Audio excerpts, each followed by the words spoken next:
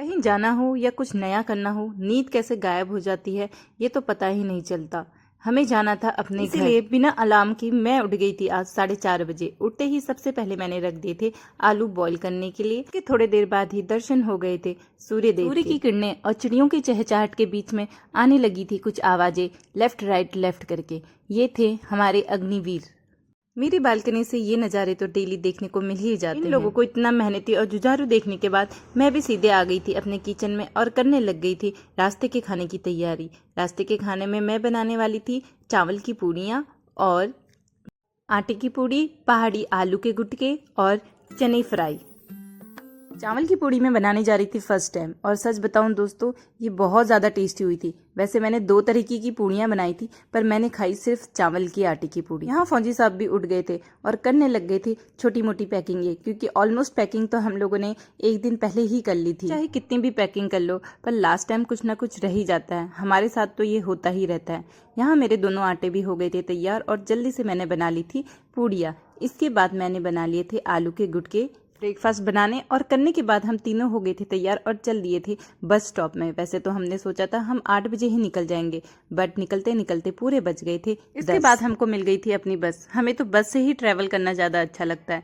वैसे यहाँ से छोटी गाड़ियाँ भी जाती हैं, बस में जो मजे हैं वो छोटी गाड़ियों में कहाँ। वैसे दोस्तों आप लोगों को किससे ट्रैवल करना ज़्यादा पसंद है, कमेंट्स में जरूर बताइएगा। यहाँ से जाने के बाद मैं सबसे ज़्यादा जो मिस करूँगी यहाँ का मौसम, क्योंकि हमारे वहाँ तो अभी भी हो रही है बहुत ही ज़्यादा गर्मी। यहाँ हमारी बस भी चलने लग गई थी और मैंने अपने रास्ते के लिए रख लिए थे कुछ छोटी मोटी सी चीज़ें जो कि मैं बचपन में खाया करती थी खूब ढेर सारा।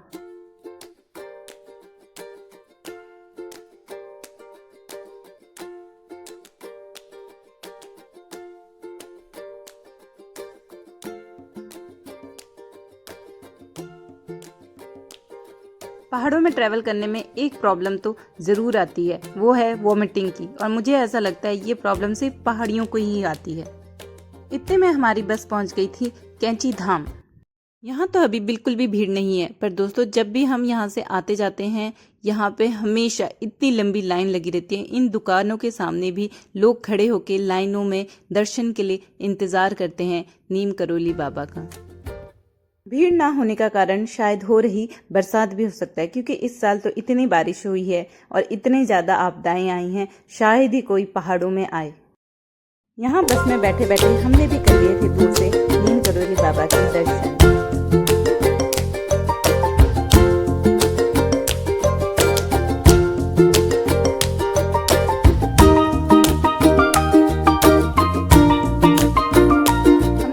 रास्ते से गुजरते हैं हमें कुछ ना कुछ नया प्रोजेक्ट वर्क देखने को मिल ही जाता है, जो दिखाता है कि यहाँ पे कितना ज़्यादा और कितनी तेजी से डेवलपमेंट हो रहा है।